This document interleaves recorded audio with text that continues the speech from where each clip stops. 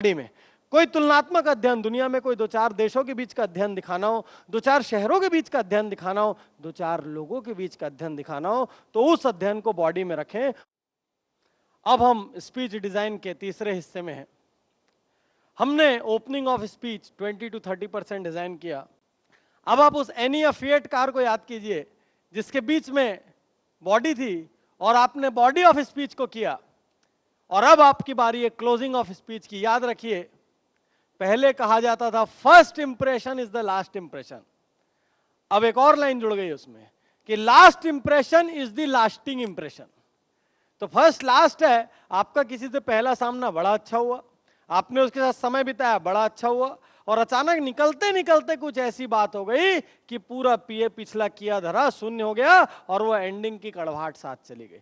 तो साथियों, आपने बहुत अच्छी ओपनिंग करी, बहुत अच्छी बॉडी बनाई, लेकिन आपकी क्लोजिंग यदि अच्छी नहीं हुई तो हो सकता है ऑडियंस आपका पूरा पिछला भूल जाए। और आपने ओपनिंग साधारण की, बॉडी भी ठीक ठीक रखी, लेकिन क्लोजिंग एक्स्ट्राऑर्डिनरी कर दी, तो हो सकता है इस क्लोजिंग की वजह से आप हमेशा याद रखे जाए।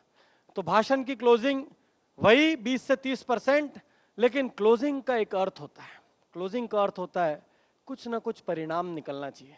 जो शुरू में आपने प्रश्न किया था कि आपसे क्या अपेक्षा है, आपको क्यों बुलाया गया है, वो अपेक्षा और क्यों बुलाया गया है इस क्लोजिंग के हिस्से में सामने आता है।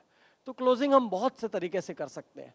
अपीलात्मक अंत, आप एक अपील करते हुए अंत कर सकते हैं, जैसे कि अभी हमने पानी में किया कि हम आपसे आज यहां अपील करते हैं कि हम अपने अपने घरों में आज से ये करना शुरू करें, और 1 2 3 आप अपने पॉइंट बता दें। क्या आप वादा करते हैं कि ऐसा करेंगे?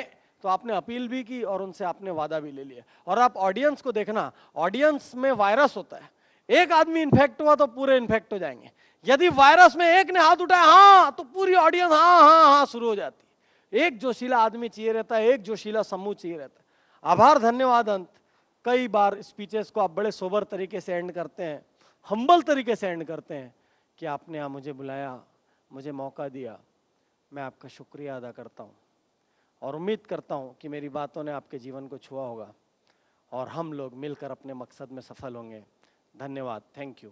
तो आप एक सिंपल सा आभार धन्यवाद करते हैं और पब्लिक से अपने लिए तालियां बटोरते हैं। छंद, कविता, श्लोक से अंत। कई लोग पूरी बात कहते हैं और लास्ट में एक अपील करते हैं, एक श्लोक सुनाते हैं और लोगों को जगाते हैं। हाई वोल्टेज एंड इसको बोलते हैं, हाई वोल्टेज पे ले जाके एंड करते हैं।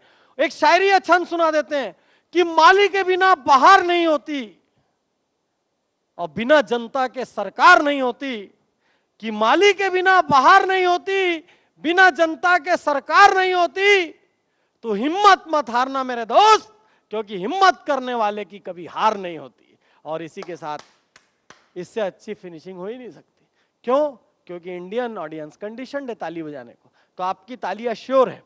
आप भावनापूर्ण और मार्मिक अंत कर सकते हैं। मैं अक्सर इसका यूज करता हूं अपने ट्रेनिंग प्रोग्राम्स में। लोगों से कहता हूं कि साथियों, आपको क्या लगता है ये जिंदगी आपकी, आपको बड़ा करने में, आपको पालने पोसने में कई लोगों ने बहुत कुछ सेक्रीफाइस किया।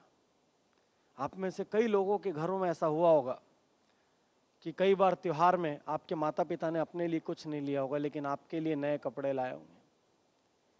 कई बार ऐसा हुआ होगा कि घर में यदि मिठाई का एक पीस बचा है तो वो पीस आपके लिए रख दिया जाता होगा, भले किसी और की कितनी भी इच्छा हो, भले ही आपकी मम्मी कितनी भी थकी हो।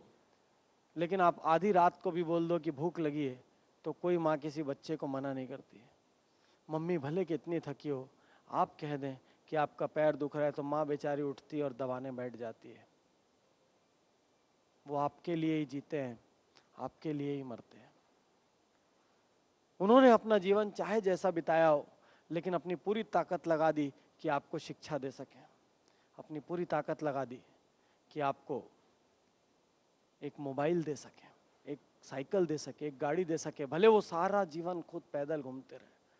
तो साथियों, ये जिंदगी हमारी नहीं है, ये बहुत सारे लोगों के कर्जों से दबी हुई है। कई कई घरों में तो कुछ लोगों को इसलिए पढ़ने का अवसर नहीं मिला क्योंकि उनके घर वाले सिर्फ एक बच्चे की पढ़ाई अफोर्ड कर सकते थे और उन्होंने आपको पढ़ाया। साथियों, हमारी जिंदगी पे बहुत से लोगों का कर्ज है, हमारे माँ बाप का, हमारे भाई बहन का, और भी बहुत सारे रिश्तेदारों का। और इतने कर्ज में डूबी जिंदगी को आप वेस्ट नहीं कर सकते, क्योंकि ये जिंदगी आपकी अपनी जिंदगी नहीं है। जिस दिन आप अपने माँ बाप के सपनों को पूरा कर दें, जिस दिन आप अपने परिवार की उम्मीदों पे खरा उतर जाएं, जिस दिन आप उनकी पाई पाई का कर्ज चुका दें, जिस दिन आप उनके समर्पण का कर्ज चुका दें, और यकीन मानिए वो आप आजीवन नहीं चुका सकते, उस दिन फिर आप अपनी जिंदगी को वेस्ट कर सकते हैं। लेकिन आज नहीं, आज आप कोई खोखले बहाने बना के, टाल मटोल करके अपनी जिंदगी व्यर्थ नहीं कर सकते, क्योंकि ये जिंदगी आपकी जिंदगी नहीं है। और ये बात आपको हर पल याद रखनी चाहिए कि आपकी जिंदगी बहुत सारे लोगों के कर्ज से दबी हुई है। धन्यवाद, थैंक यू।